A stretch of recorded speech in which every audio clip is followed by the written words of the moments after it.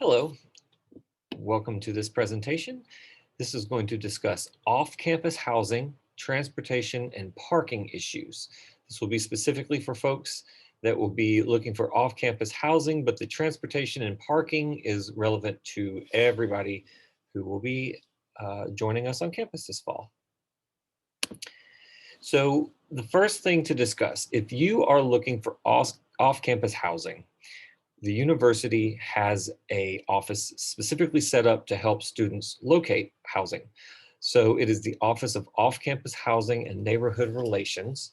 The link is right there. You can also just go to the university's website, sc.edu, and just put in off-campus housing, and this office will come up. This website here, this office has lots of search engines and information for you. We would recommend that you start here if you are still looking for housing. This is a great place to start. There are many apartment complexes and houses for rent near campus and right in the downtown area. So this would be where we would suggest that you start and use all their many resources that they have available to you. But there are also several search engines that you can just put into Google and do searches as well to find some opportunities to rent around the campus. The Garnet Living search engine is the first one listed here. That actually is the university's search engine. So when you go to the off-campus site, this will be the search engine it'll lead you to, but you can start right there. There's also Apartment Finder.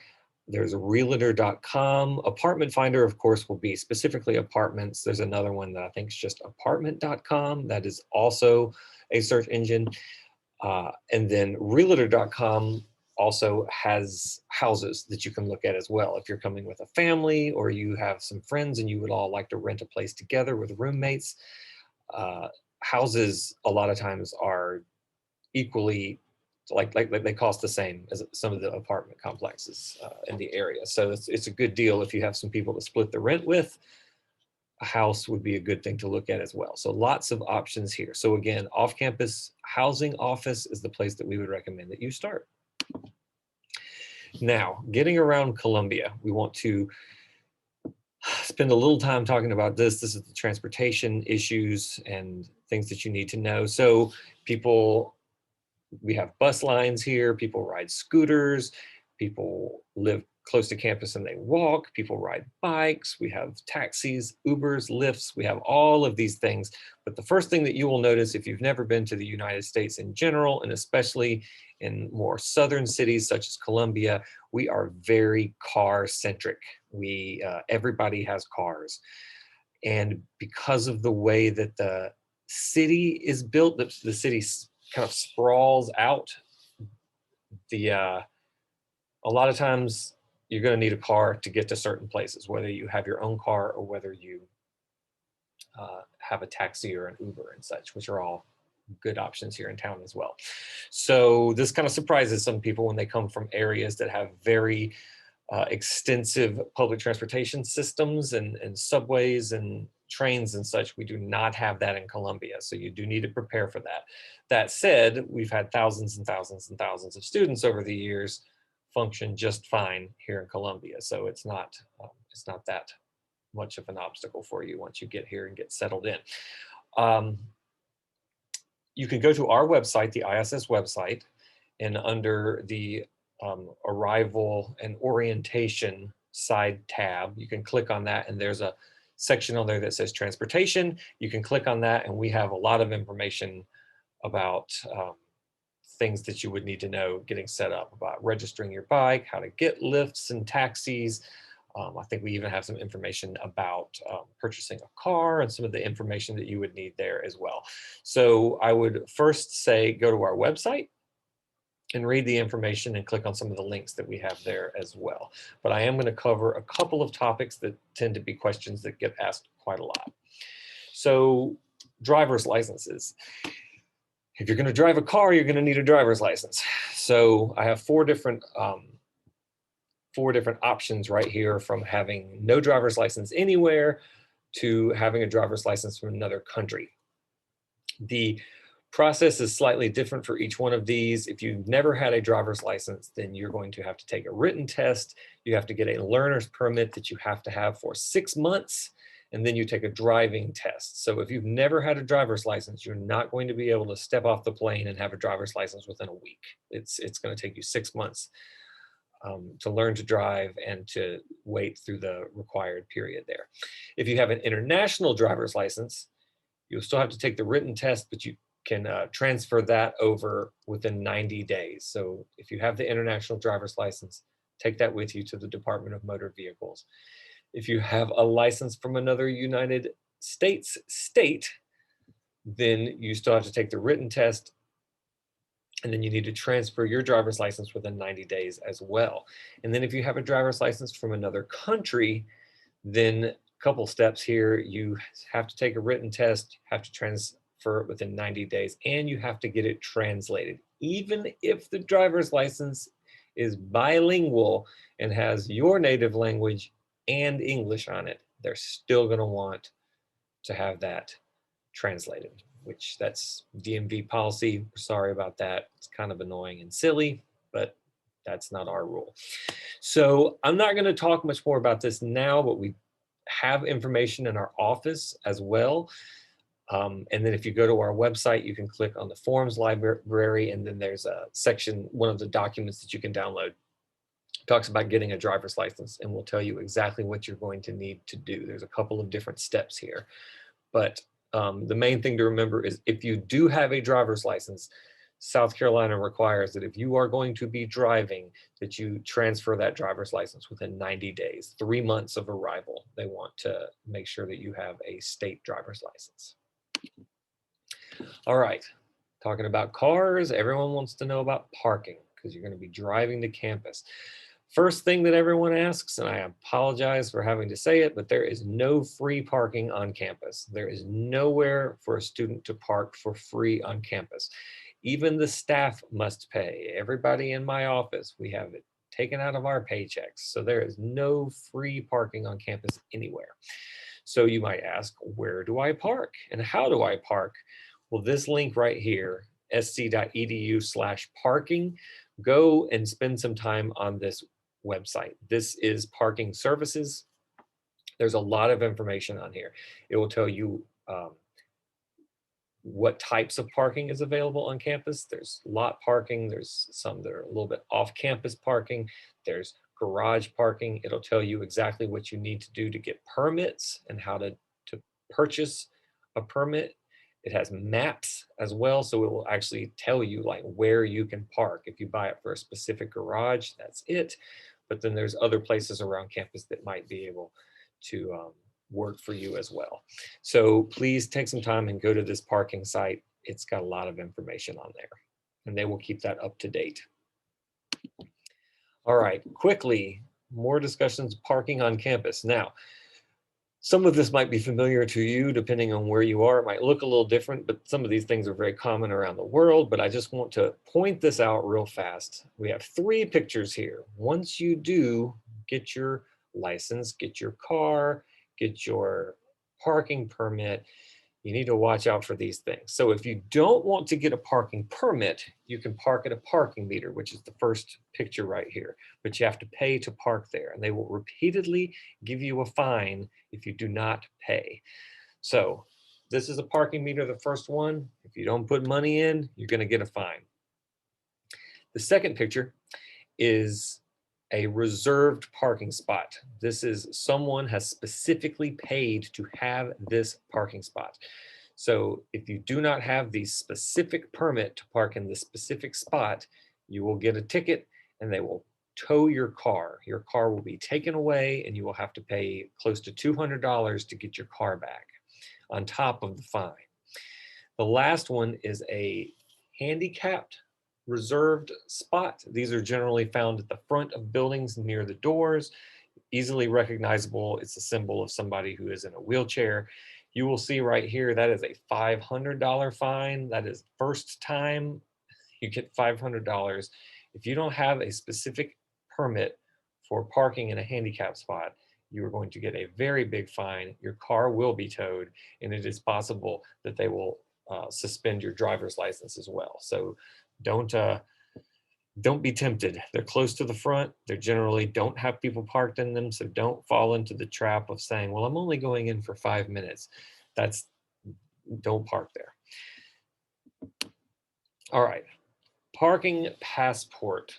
There's an app, parking passport, or passport parking, excuse me. You can download this. That's the symbol for it right there. You can just go to your app store and put in passport parking. I recommend that you do this if you are going to be using a meter regularly, or even if not, if you're just going to be driving around town. It's very convenient. Once you get a credit card, you can put your credit card in there. You enter your car's information, license plate, and all of that. You're going to end up, you're going to be able to park in parking meters with this, and then you just get a little code that's on each of the parking meters. Actually, if I can take you back, you can see this on the parking meter right there. You can see there's a sticker right there. That sticker has a code on it. You put that code in, you select the amount of time that you want, and it'll record that you have paid for your parking. That way you do not have to have change and coins with you all the time. Incredibly convenient when they introduced these a few years ago. I would recommend that everybody that's going to have a car, just go ahead and get it. You might not use it often, but it will come in handy if you ever need to park at a meter.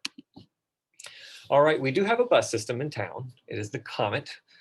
It's convenient. There's a lot of stops right downtown. The bus station itself is only a few blocks from the university, so we have a lot of buses right down here.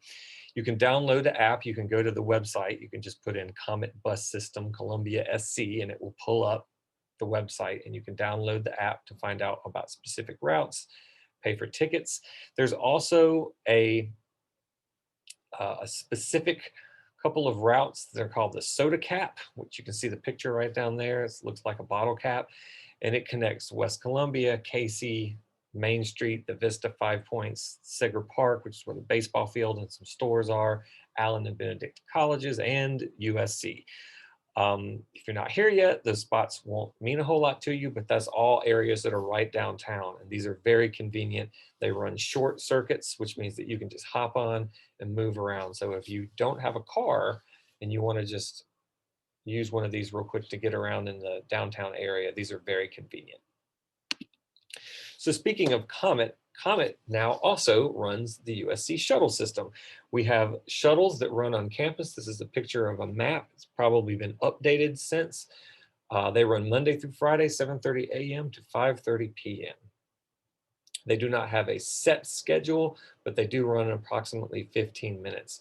You can see right down here, there's the Rider Shuttle app. You can actually go and download that app.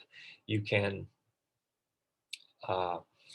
take that app, you can enter University of South Carolina, and it will pull up our shuttle map, and it will also let you see live you can actually track and see live where the bus is on the specific route. So it'll let you gauge whether it's going to be there in 10 minutes or 2 minutes. So you'll be able to plan accordingly with that, and you can select which routes you want to see. It's a pretty convenient app. There's an evening shuttle that operates from 6 to 12:30. in the morning, so 6 p.m. to 12:30 a.m. or after midnight. If you are on campus and it is late and it is dark and you're by yourself and you need to get to your car somewhere else, or you just don't feel like walking, you can use this evening shuttle. There's also safe evening rides. There's a number right there. It's 803-777-3825. I believe that's the one that's yes, that's 777-DUCK, D-U-C-K. You can call that number and somebody can come and pick you up as well. That's another service that's provided by the university. So anytime you're anywhere on campus, you should be able to catch a shuttle. If you go to the same site with the parking, that's where the shuttle maps and everything are. So you can click the option and look at the shuttle information right there. So the late night shuttle I just mentioned, there's APO escort services that will escort you to where you need to go. This is the one we just mentioned, 777-DUCK. There's also Carolina Cab. This helps students if they're down in the 5 Points area and such. You can call that and get a ride. And then if there's ever a reason why you need it, you can just call the university police. You don't call 911. That's an emergency number, but you can call the dispatch and you can call that 777-4 7215 and just ask that someone come escort you to your car, or if they can assist you just to feel safe, you can certainly do that as well. And they have people that are going to be happy to help you do that. I would recommend that when you get here and get a cell phone set up, you go ahead and enter these numbers into your phone. Again, you may not use them very often, but it is convenient to have these in case you ever need it. All right, I want to talk about a few final things here, and then we'll be done with this module here. So I want to run through a couple of laws here.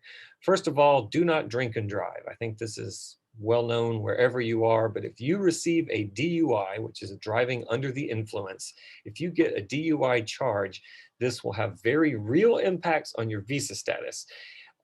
If you get a DUI charge, you don't even have to be convicted of it, but if you are charged with a DUI, it is very possible that it was going to void your visa. Now, that does not mean that you're going to get deported and that you have to leave, but it means that if you do leave, you're going to have to reapply for a visa in order to come back into the United States. And we all know that visas are difficult right now, so definitely don't want to do that. So not only do you not want to do your harm your visa status, but you just don't want to drink and drive because it's dangerous for you and it's dangerous for other people. It's a very serious charge in the United States. For those of you that are going to be coming with children, do not leave your children unattended. This goes for not just cars, but also leaving them at home. Child rearing is different in different countries. I've lived in different places where all the kids in the neighborhood just kind of roamed around together and everybody looked after the children. But in the United States, leaving young children by themselves can get you in a lot of trouble. If you park a car and tell your child, if you have a young child and say, wait 1 second, I'm running in the store, that can get you in a lot of trouble. So please be thoughtful about that and make sure that you do not leave children unattended in the United States. If you have children, car seats are required for children. Children that are under the age of 6 who are in any vehicle, cars, trucks, whatever, need to be properly restrained by an approved child safety seat. If you are coming with children, we have somebody in the office that can help you with this. She's received lots of training and certification. So her name is Julia Ferrillo. If you have questions about car seats, you can contact ISS and we can help you with that. Car insurance is required for all vehicles, and I believe that this is discussed on our website when you go to that transportation section that I mentioned earlier. You cannot drive without car insurance. We recommend that you do not do this. It is against the law. It's cheaper, but it's against the law. And if you get into a car wreck and don't have insurance, you can get into a lot of trouble for that. So please make sure that you factor that in. You might see a car and buy it for a couple of $1,000s, but you also need to factor in car insurance cost for that. When you register your vehicle, you're going to have to get a license plate and everything. They're not going to let you do that if you can't prove car insurance. So you want to make sure that you take care of that as well. And again, you can do a Google search for car insurance and find lots of information on that. Okay, that is it for this section. We hope this helps you, gives you an overview of what you'll need to know about transportation. Do remember, visit these websites. Our website, the ISS website, has lots of this information linked there as well. We hope that you find this helpful. And of course, if you have any questions, you can contact our office and we can help refer you accordingly to where you need to go. Thank you so much.